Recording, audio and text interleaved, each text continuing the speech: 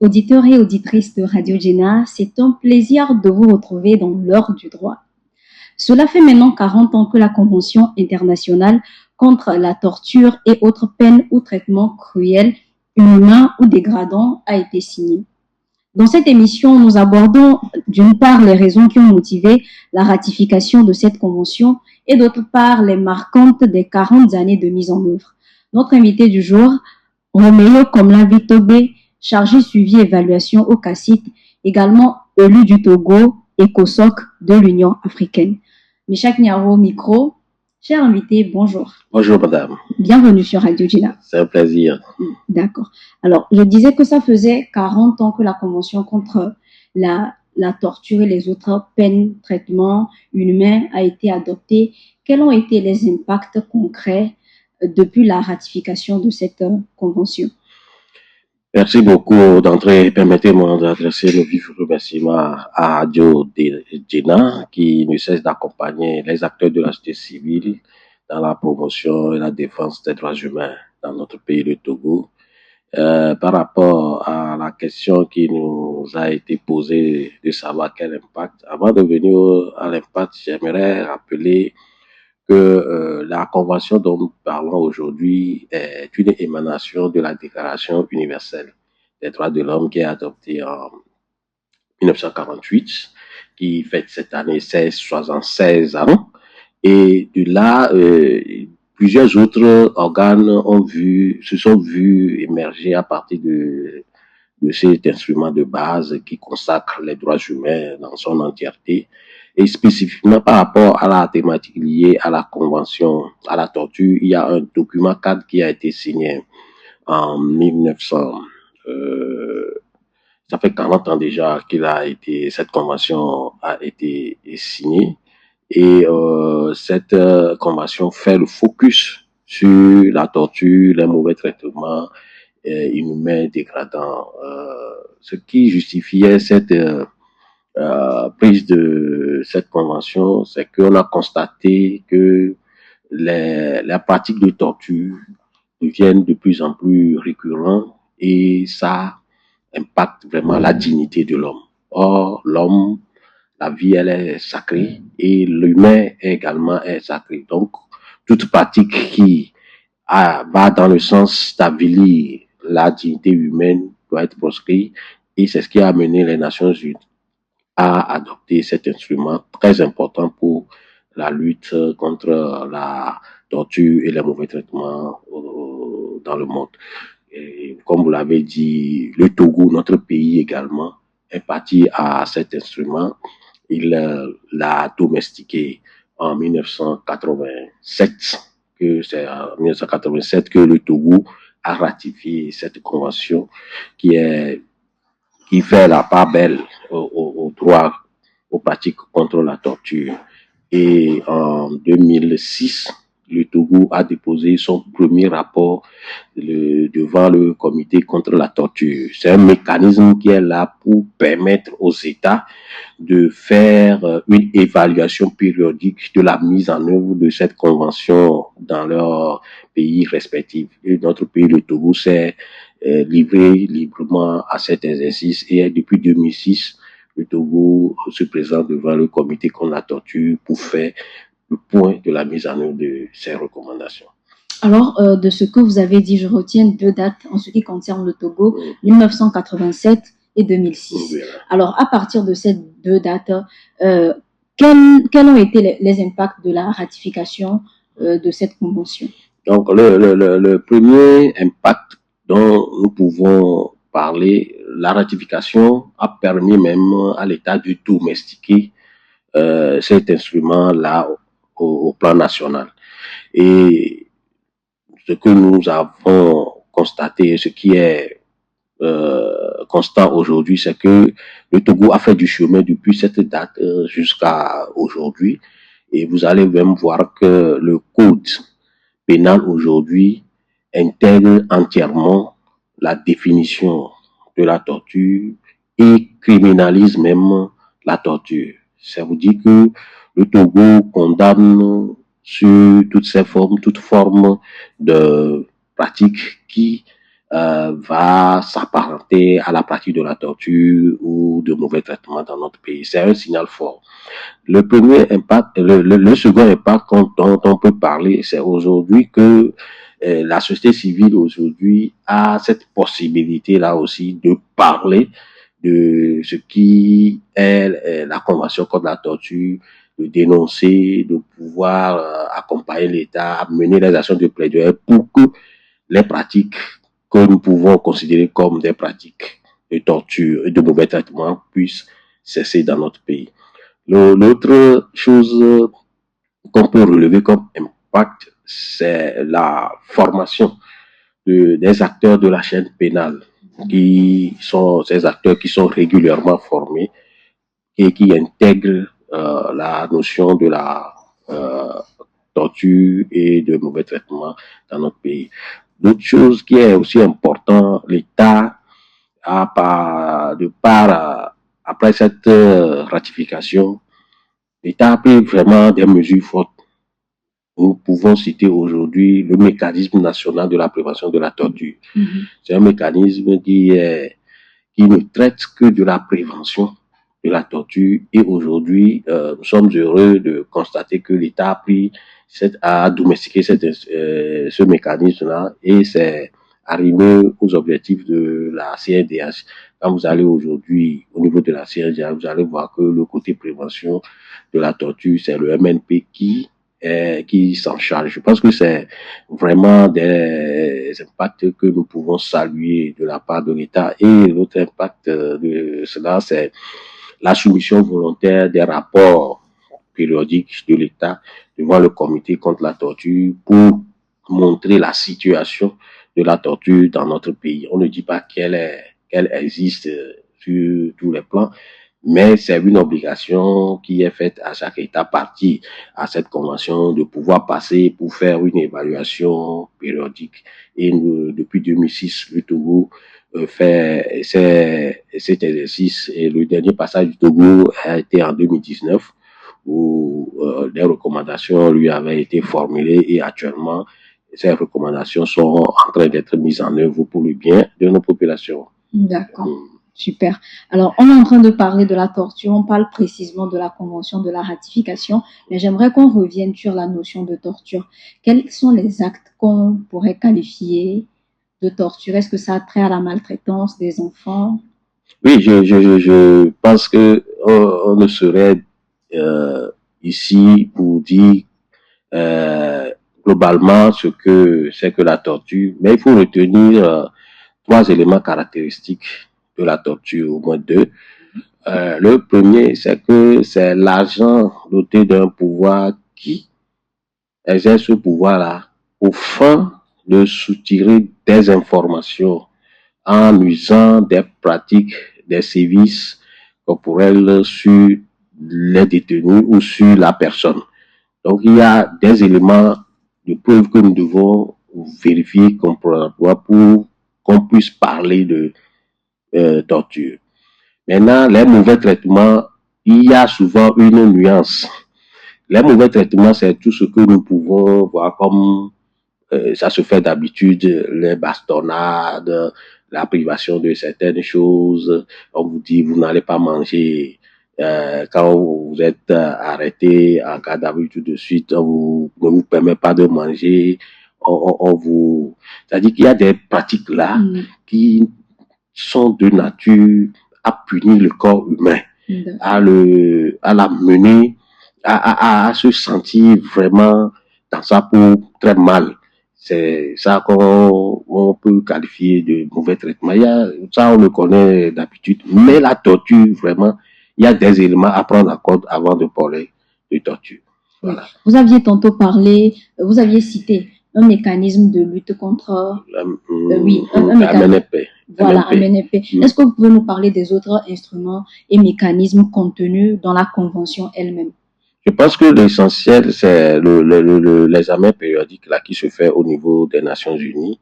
Et après, il est fait obligation à chaque État de mettre en place le mécanisme national de prévention de la torture. Je pense que c'est l'essentiel c'est un mécanisme qui existe au niveau de la Convention contre la torture. Et si ces mécanismes travaillent, je pense que on va aller vers une abolition, une radicalisation, une radiation totale de la torture dans nos pays. Le défi, ce qu'on constate souvent, ces mécanismes existent, mais n'ont pas vraiment les moyens de leurs actions. Vous voyez, on peut créer le mécanisme, on peut l'instituer, on peut le doter des. Mais est-ce que ces mécanismes ont cette facilité de pouvoir mener leurs actions? C'est ça, c'est la grande question. Et est-ce que ces mécanismes disposent des ressources suffisantes pour mener leurs actions sur le terrain? Ça, c'est des points d'interrogation. Au Togo, nous avons 14 prisons. Dans la pratique, c'est le mécanisme va habiliter à faire des visites inopinées, même de nuit, dans les prisons pour voir les conditions dans lesquelles les détenus vivent, le travail même des acteurs pénitentiaires. Donc, est-ce que tout ça, là, toutes ces conditions sont réunies pour le mécanisme? Ça, c'est aussi la grande question. Alors, ça fait cette année, en 2024, ça fait 40 ans que la Convention a été ratifiée, elle a été adoptée. Dites-nous pourquoi il est important pour vous de célébrer cet anniversaire. Nous pensons qu'il est vraiment important de célébrer les 40 ans. D'ailleurs, vous savez, il faut toujours faire le lien entre cette journée et la Convention et la Déclaration universelle des droits de l'homme. Comme je le disais, il y a un lien intersect entre les deux instruments. Cette année, nous, au niveau du CACIT, nous et de la CN, nous pensons que faire en emphase sur la Convention contre la torture, surtout à ce 40e anniversaire, serait vraiment important. Et l'objectif poursuivi, c'est d'attirer plus les acteurs à connaître les différents articles de la Convention. Et deux, de mener des actions de plaidoyer à l'endroit des autorités compétentes pour qu'elles prennent les mesures, pour renforcer les mesures qu'elles sont en train de prendre déjà pour éradiquer entièrement la torture dans notre pays, le Togo. Et vous savez que le Togo, l'espace aujourd'hui est favorable à ce que la société civile puisse aussi s'impliquer dans cette lutte. Nous pensons que c'est vraiment important d'associer d'autres acteurs, en l'occurrence la jeunesse aujourd'hui, à qui appartient l'avenir de ce pays, à d'ores et déjà prendre conscience de l'existence de ce instrument, de cette convention, pour en parler de long à large. Parce que parmi ces jeunes-là aujourd'hui, certains peuvent occuper les postes de responsabilité, c'est des agents de force de l'ordre, des magistrats. Déjà, s'ils ont une appropriation approfondie de cette convention, je pense que quand ils seront appelés à exercer, ce sera facile pour eux de mettre en œuvre et de comprendre déjà la définition et ce que c'est que la torture. Vous avez posé une question tout à l'heure, il y a différencié entre torture ou il y a vraiment les mauvais traitements, il y a vraiment une différence. Donc ça nous permet déjà de disposer d'un vivier d'acteurs jeunes qui s'approprient la démarche et en parlent autour d'eux. Voilà un peu l'objectif de cette 40e anniversaire de la Convention contre la torture. Et n'oubliez pas que nous, la société civile, on saisit toujours ces occasions-là pour rappeler parfois les obligations de l'État et pour qu'il puisse remplir ses obligations vis-à-vis de l'international. Je dis que le Togo est passé devant le comité contre la torture en 2019. Il y a des recommandations qui y sont assorties, dont notamment la fermeture de la prison civile de Lomé qui n'offre plus un cadre de vie adéquat pour les détenus. Donc depuis là, c'est pas encore fait. Nous saisissons cette occasion pour rappeler encore le débat sur place et encourager l'État à avancer dans ce processus-là. Il y a des choses que l'État est en train de faire pour la construction de cette nouvelle prison ou la fermeture de cette prison. Nous l'encourageons à aller plus vite. Voilà. Alors, il a Il a été constaté qu'un thème a été retenu pour cette célébration qui est unir et avancer ensemble contre la torture et les mauvais traitements au Togo. Est-ce que vous pouvez nous parler un peu des séries d'activités qui sont autour de cette thématique? Merci beaucoup. Permettez-moi de revenir un peu en arrière par rapport à la thématique retenue cette année. Le CACIT, depuis 2015, célèbre la journée internationale des droits de l'homme. Et chaque année, nous choisissons un thème au regard de l'actualité nationale. Les Nations Unies prennent un thème générique, mais au plan national, vous aussi pouvez également prendre ce thème-là. Donc, chaque édition avec son thème. Cette année, nous faisons le focus sur les 40 ans de la Convention contre la torture. Et par rapport à ça, nous avons donné comme thème unir et avancer ensemble pour renforcer la lutte et la prévention contre la torture et les mauvais traitements dans notre pays. C'est pour être en harmonie avec les 40 ans de la Convention contre la torture. Pourquoi ce thème? Nous pensons qu'il y a des choses qui se font en matière de la prévention de la torture.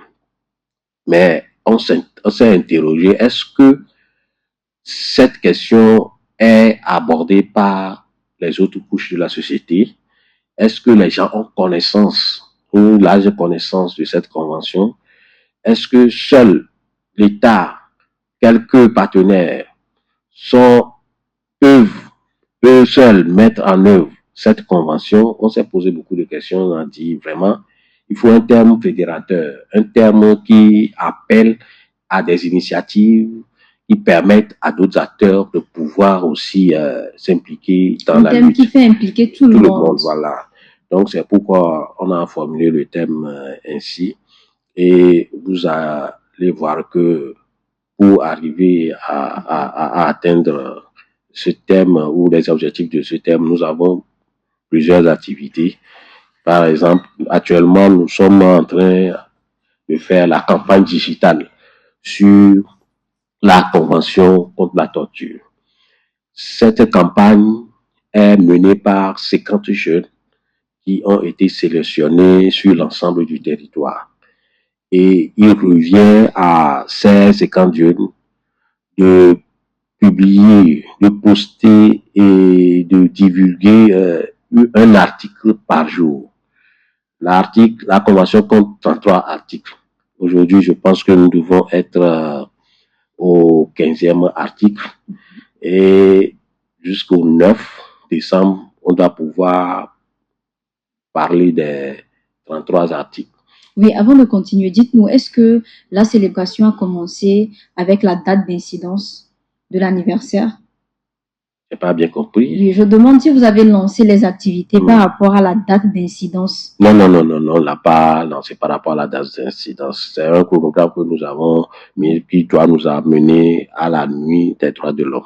C'est par rapport à ça que ce chronogramme a été là. Donc actuellement, les jeunes sont en train de mener la campagne sur le réseau social Facebook et nous avons retenu seulement ce seul réseau social pour mieux contrôler, faire le suivi des actions de partage et le critère même de sélection de ces séquences était le nombre d'abonnés sur sa page. Nous pensons qu'à travers ce réseau, il y a beaucoup qui vont être informés sur les 33 articles de la Convention et peuvent en parler aussi librement quand ils le veulent.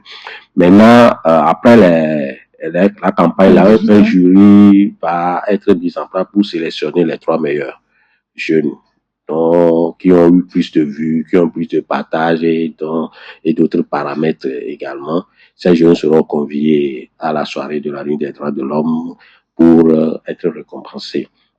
Est-ce que c'est parce que, quelque part, la campagne est dédiée, la cible de la campagne, ce sont les jeunes, que vous avez choisi les jeunes pour la diriger?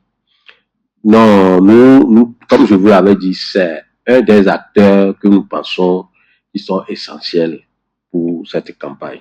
C'est pas seulement les jeunes qui doivent en parler, mais pour nous, nous pensons la cible là, c'est une cible qui est vraiment important pour nous et on veut que les jeunes s'approprient cette thématique-là. Donc, l'autre activité inscrite à l'ordre du jour cette année, c'est la foire aux droits humains. Nous allons faire du 5 au 6, la foire aux droits humains avec la participation de la CNDH également. Cette fois va se tenir sur l'esplanade du marché de Hitanawe. Donc, ce sera l'occasion pour les bonnes dames, les gens qui seront les participants de venir voir, découvrir ce que fait le CACIS, ce que fait la CNDH et parler de la thématique des droits humains et également offrir cette possibilité aux détenteurs de droits, s'il y a des soucis particuliers, de voir comment le CACIS et la CNDH peut les aider. Après cette activité, nous avons ce que nous faisons généralement depuis 15 ans déjà, depuis 2015, la Nuit des droits de l'homme qui est à sa 9e édition. La Nuit des droits de l'homme est un label créé par le CACIS depuis 2015 pour récompenser les acteurs étatiques et non étatiques qui se sont illustrés dans la promotion et la protection des droits humains au cours d'une année donnée. Voilà, cette année spécialement, nous faisons le focus sur les ONG ou les associations qui interviennent dans les milieux carcéraux. Je veux parler des prisons et dans les lieux de garde à vue, les gendarmeries ou autres là, pour contribuer un tant soit peu à l'amélioration des conditions de détention dans les lieux de garde à vue et de prison. Donc, pour cela, il y a un appel à candidature qui est lancé en faveur de ces OSC sur toute l'étendue du territoire.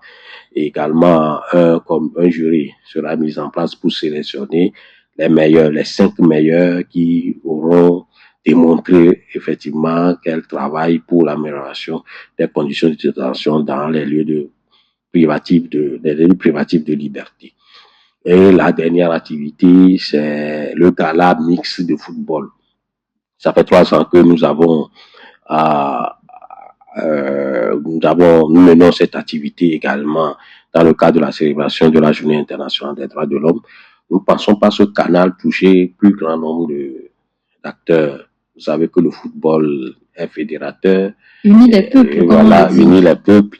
Et du football aux droits de l'homme, ce n'est qu'un pas. Et nous pensons que ça va être une occasion de brassage. L'autre chose qui nous amène à organiser le football, c'est de montrer que nous sommes un peuple uni et que la cohésion est possible.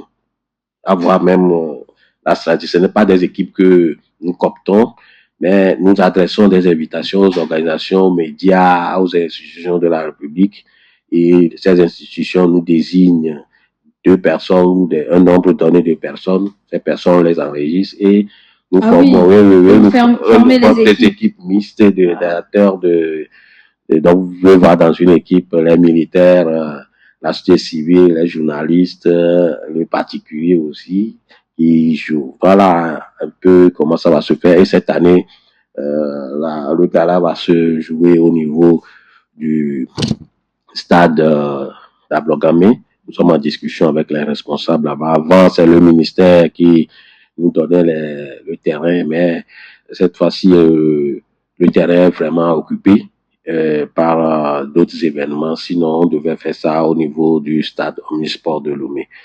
Voilà, et je rappelle que la Nuit des droits de l'homme se déroulera dans l'enceinte de l'université de Lomé, restaurant VIP de l'université de Lomé, le 13 décembre. Voilà. D'accord. Donc, on retient exactement et précisément 4 activités qui vont marquer la célébration des 40 ans. On a d'abord la campagne digitale, la foire aux droits humains, la nuit des droits de l'homme et enfin le gala mixte de football. J'aimerais qu'on revienne un peu sur la campagne digitale qui est en train d'être mise en œuvre. Quels sont les outils que vous utilisez ou que ces jeunes utilisent pour atteindre les personnes vulnérables et pour atteindre leurs pairs? Bon, je l'ai déjà dit que ce qu'on met à leur disposition, l'outil principal, c'est le réseau social Facebook. Vous voyez, donc, nous avons conçu un, un dispositif et sur lequel ils mettent leurs photos et l'article du jour. Et avec ce dispositif-là, ils posent ça sur leur page Facebook. Et nous pensons que à travers ce dispositif, ils sont en train de faire une bonne campagne et que tout se passera bien. Donc voilà l'outil principal qui est mis à leur disposition pour pouvoir faire le travail. C'est le réseau social Facebook. Voilà. Alors, en dehors de ces cyberactivistes que vous avez choisis, que peuvent faire les Togolais, le reste de la population, pour soutenir la campagne contre la lutte, la campagne contre la torture? Oui, merci beaucoup. Je pense que, comme nous le disons, ce n'est pas que les jeunes. Déjà, à travers vos canaux, par exemple, nous sommes en train de toucher les auditeurs, les auditrices sur la question de la torture ou de la convention contre la torture dans notre pays. Et nous pensons que si les auditeurs veulent plus d'informations, ils peuvent vous contacter et nous pouvons également être à leur disposition, mettre à leur disposition toute la documentation nécessaire pour le faire ou venir à notre siège au CACIT pour avoir des informations complémentaires. Ce que nous voulons, c'est que l'information puisse toucher plus de populations pour un meilleur engagement en faveur de la Convention contre la torture spécifiquement pour cette année et pour les années à venir.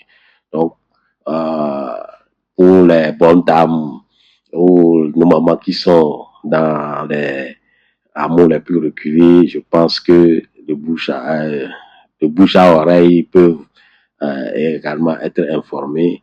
Et nous pensons que à travers les jeunes, il y a un foisonnement qui doit être fait autour et nous n'excluons personne pour pouvoir le faire parce que nous tous, nous pouvons être un jour victimes des actes de torture ou de mauvais traitements.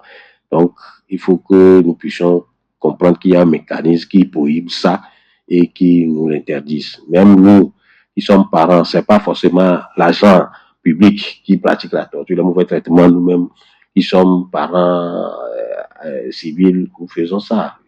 De quelle manière nous battons nos enfants à la maison? De quelle manière nous réglons nos différends parfois? C'est des choses à proscrire de nos habitudes. Voilà. Alors, concernant la nuit des droits de l'homme, est-ce que vous avez déjà lancé l'appel?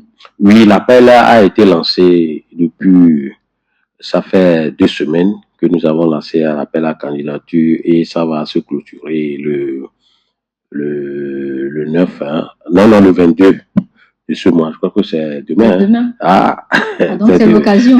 C'est l'occasion pour les gens qui n'ont pas encore postulé de pouvoir le faire. Et nous, on a passé par les médias pour pouvoir appeler. Et nous avons ciblé certaines OSC avec lesquelles nous travaillons. On leur a envoyé directement des mails pour qu'elles puissent participer à cette campagne, histoire de faire un bon maillage du territoire et de reconnaître ce que ces OSC font dans l'accompagnement de l'amélioration des conditions de détention dans nos prisons. Et au total, 5 seront retenus. Oui, 5 OSC seront retenus cette année parce que nous, l'objectif pour nous, c'est d'avoir un représentant par région. Parce que nous avons les prisons dans presque toutes les régions. C'est d'avoir un représentant par région qui soit nominé, mais le jury appréciera au regard des candidatures mobilisées et au regard des critères qui seront mis en œuvre dans l'évaluation des candidatures. Est-ce qu'on peut avoir une petite idée des prix que les lauréats gagneront? Ah, c'est la surprise. Ah. Donc, sinon, d'habitude, ce qui est constant, les lauréats, surtout pour les ESC, il y a un tableau de reconnaissance, il y a le trophée. Bon, si nous mobilisons d'autres partenaires, on verra si on peut y ajouter des outils de travail. Et par le passé, on avait donné même des ordinateurs portatifs pour encourager le travail qui se fait par ces OSC. Mais par rapport à la campagne digitale, les 3 jeunes, je crois que nous avons un ordinateur, un laptop et puis un portable pour les jeunes qui seront retenus après la campagne digitale. C'est beaucoup. Merci. Oui. Est-ce que, bon, pour ceux qui ne sont pas venus au début, on peut rejoindre la force? Non, ça va être compliqué parce que déjà une liste c'était un appel à candidature au plan national. Oui. On avait eu plus de 150. Il faut prendre 50, c'était pas facile. Au départ même, c'était 30, on voulait prendre. Mais au regard de la sollicitation, de la mobilisation de l'engouement que cela a suscité, on est allé à 50. Donc c'est avec ces 50-là qu'on est en train de faire la campagne. Mais ce qui est constant, c'est que tous les participants auront une attestation de participation, histoire de montrer qu'ils ont eu à participer à la campagne avec les partenaires. C'est le lieu pour moi de remercier ceux qui nous permettent de mener cette activité. Nous avons le bureau régional Afrique de l'Ouest des Nations Unies qui est basé à Dakar. Nous avons notre partenaire, l'Union européenne, qui soutient depuis des années déjà cette initiative de la célébration de la Journée internationale des droits de l'homme. Nous avons l'Organisation mondiale contre la torture, l'OMCT, dont même leurs représentants seront à la soirée et participeront aux autres activités également. Nous avons notre partenaire privilégié qui est le PEN pour le monde, une organisation allemande qui soutient le CACID depuis des années déjà. Nous remercions également la collaboration que nous avons avec la Commission nationale des droits de l'homme qui nous soutient, avec qui nous menons cette activité. Voilà un peu ce que je peux dire par rapport au financement. Mais permettez-moi de revenir un peu sur les activités qui vont meubler même la soirée de la nuit des droits de l'homme. Oui, allez-y. Oui, vous savez, depuis l'année dernière, nous avons un peu changé le format de la nuit des droits de l'homme. C'est une soirée dînatoire, mais nous pensons qu'au regard des thèmes que nous choisissons, on a instauré l'animation des panels. Ça consiste à ce que nous puissions identifier des acteurs étatiques de divers bords. Des acteurs de la société civile également, des universitaires. Nous constituons des panels de discussion. L'année passée, c'était 3 panels. Cette année, nous avons 2 panels seulement. Ces panels vont tourner autour des conditions de détention dans les lieux privatifs de liberté. Vous voyez, c'est vraiment une occasion qui va être donnée, par exemple, à la DAPR de nous dire comment la gestion des prisons se fait, les défis auxquels la DAPR est confrontée, par exemple. Le ministère des droits de l'homme, par exemple, de nous faire, depuis la convention contre la torture, auquel le Togo est parti, quelle est la situation actuellement, le mécanisme national de... Il y a divers acteurs qui vont intervenir, histoire de susciter, de voir un peu les efforts qui sont faits par les acteurs étatiques, la société civile, au cours de cette soirée-là. Vraiment, je pense que c'est vraiment important et ça nous permet, on ne va pas que avoir un regard critique envers l'État, mais il faut que nous puissions, nous aussi, nous puissions apporter notre contribution à soutenir les initiatives de l'État. Et cette soirée sera également agrémentée par des artistes de la chanson. Pour la petite histoire, le CACID, pour ses 40 ans, a commis un artiste de la chanson de Dieudonné Villa, et qui a fait une chanson spéciale pour soutenir les 40 ans de la nuit des droits de l'homme. Cette chanson va être dédicacée le 10 et rendue publique. Et cette chanson, c'est une chanson d'exhortation et d'appel et d'espoir pour les détenus qu'il y a une vie après la prison. De ne pas rejeter les prisonniers, parce qu'on a cette tendance aujourd'hui, quand les chansons de prison, la société les rejette parfois. Ils sont Ils sont stigmatisés, stigmatisés, discriminés. Donc, c'est à travers cette chanson, vous allez voir que on donne de l'espoir à les détenus qu'il y a une possibilité de ne plus retourner dans ce qu'il avait amené. Voilà des initiatives comme ça que le CACIT prend pour soutenir les efforts du gouvernement. Alors, cette nuit des droits de l'homme, est-ce qu'elle est libre? Non, malheureusement pas. La scène n'est pas libre. Avant, nous la faisions où la scène était libre, mais avec la Covid, on s'est adapté et on a pris goût à cette situation, ce qui nous amène à limiter la participation. Mais de toutes les façons, les dispositions techniques sont prises pour permettre aux gens de suivre en direct ce qui se fait à travers nos différents canaux de communication tels que Facebook par exemple. Et ça se passe en direct. Donc, pour y avoir ça, il faut avoir une invitation en bonne et due forme du comité d'organisation. Et c'est une on espère une participation de 70 personnes avec, vous savez, c'est une soirée dînatoire, on peut pas l'ouvrir tout le monde quand même, mais voilà un peu. Donc, c'est bon, puisque vous êtes notre partenaire, on verra dans quelle mesure vous envoyez une carte d'invitation pour Diana de venir suivre ce qui se fait. Nous la recevons avec plaisir. Merci. Alors, avant de fermer la page des activités qui marqueront les 40 ans de la ratification de la Convention, est-ce que vous pouvez nous rappeler très vite les dates auxquelles les événements vont se passer? Oui, actuellement, nous sommes en pleine campagne digitale et cette campagne prendra fin le 9 décembre.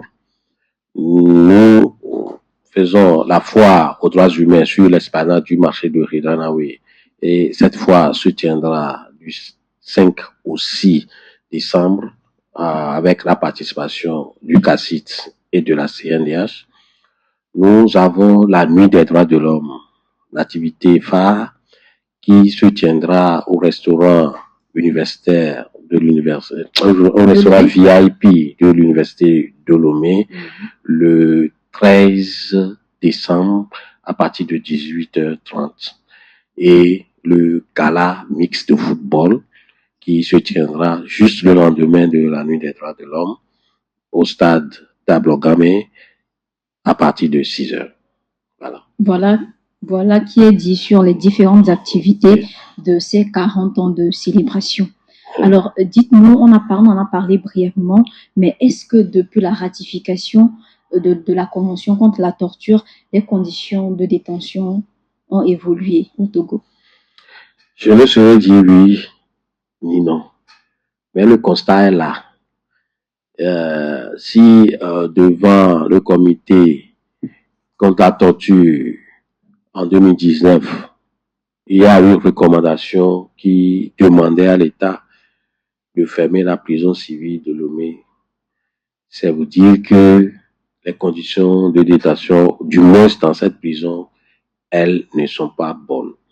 Et ça, nous le réaffirmons, rien qu'à voir la surpopulation carcérale qu'il y a dans ces prisons aujourd'hui, ce n'est pas acceptable, c'est déshumanisant.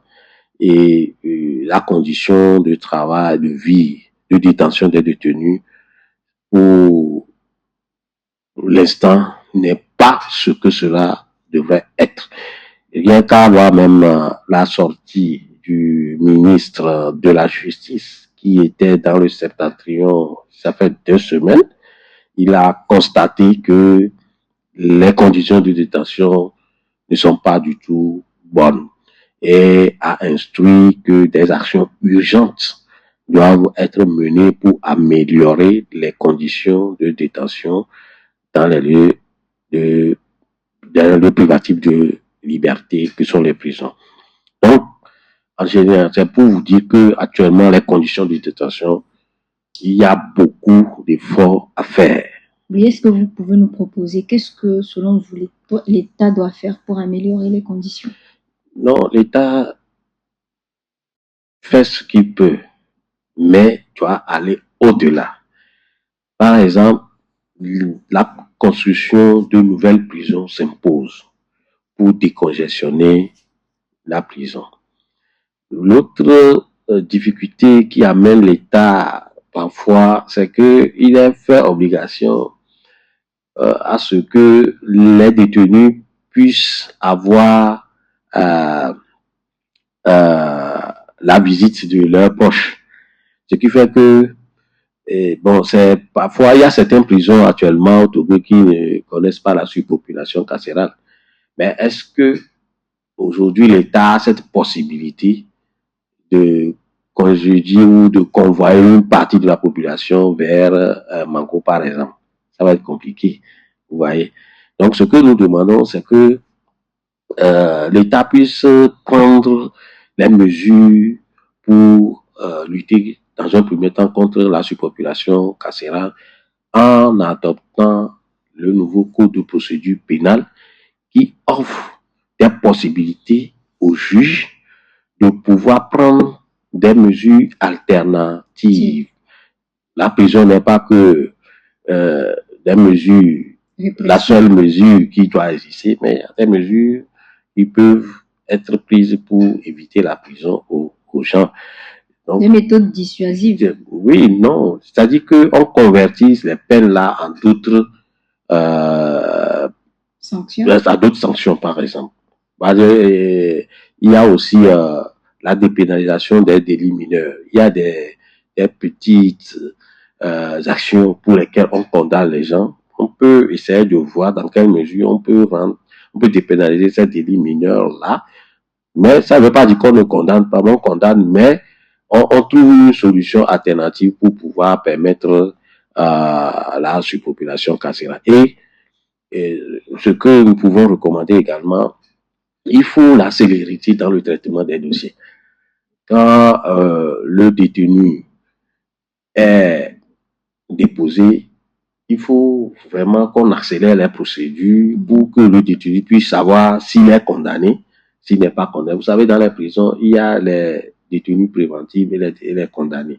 Les gens qui sont en détention préventive, c'est-à-dire que jusque-là, on ne vous a pas encore jugé, mais vous êtes détenu là-bas pour aller prochainement au jugement. Mais il y a des gens qui sont vraiment, qui sont passés par le jugement, ils connaissent leur sort. Je pense que si on arrive à faire ce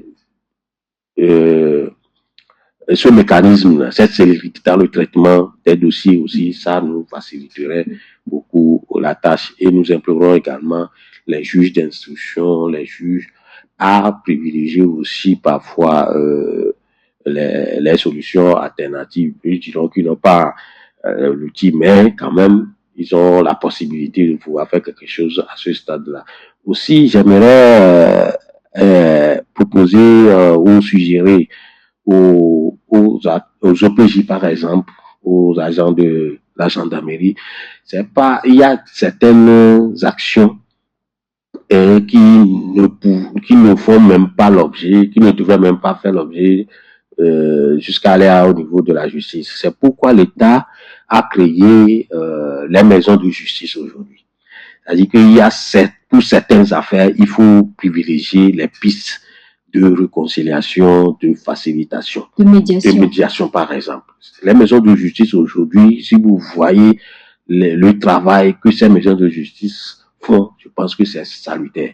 Maintenant, quand il y a une affaire qui est portée vers un commissariat, automatiquement, ils appellent le juge d'instruction. Alors, le juge d'instruction, il est saisi, il doit donner les orientations. Mais l'agent qui est là, c'est également la collaboration qui doit exister entre la gendarmerie, les commissariats et les maisons de justice.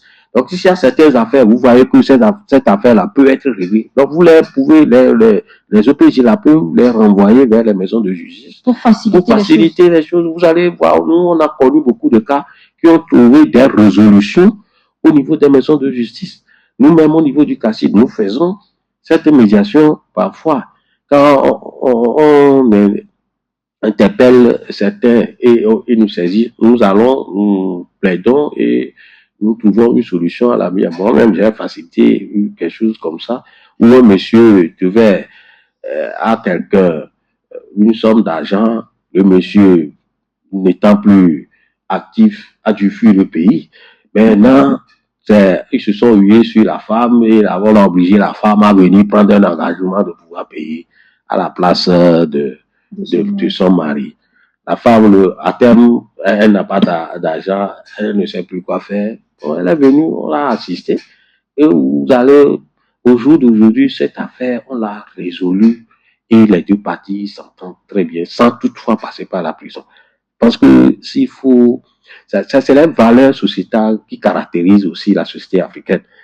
Hein? Il faut que nous puissions intégrer ces valeurs parfois au détriment des poursuites. Et l'État a compris en mettant en place les maisons de justice aujourd'hui.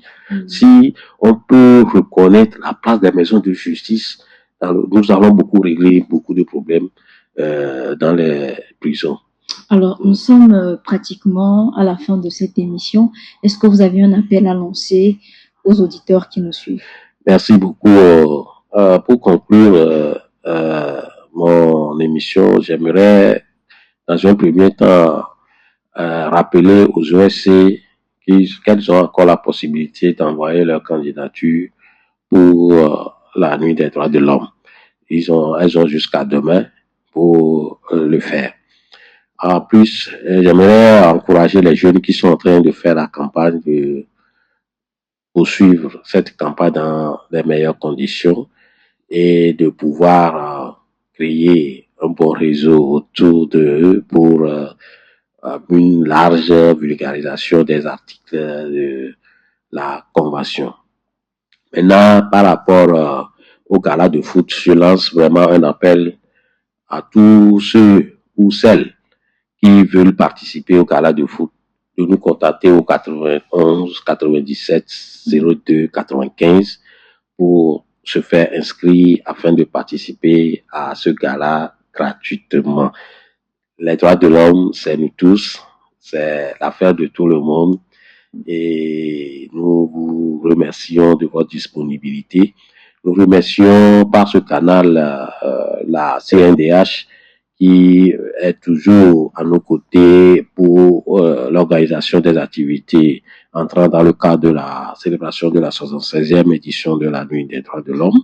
Nous remercions l'Union européenne qui a mis les fonds à notre disposition pour organiser cette activité, le Bureau régional des Nations Unies, le Pain pour le Monde et l'OMCT.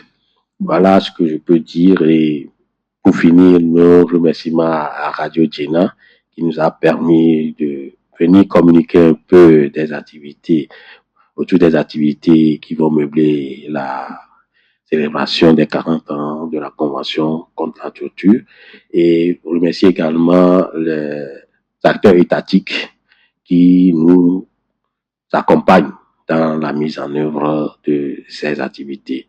Merci et de votre disponibilité aussi à m'accueillir sur votre plateau. Merci à vous, Roméo comme la vie, Tobé, d'avoir accepté notre invitation. Les droits de l'homme, c'est une affaire de tous. C'est sur ces mots que prend fin cette émission. Merci de nous avoir suivis. Merci pour votre fidélité. On se retrouve la semaine prochaine pour un autre numéro. D'ici là, portez-vous bien. C'était Michak Nyaro au micro.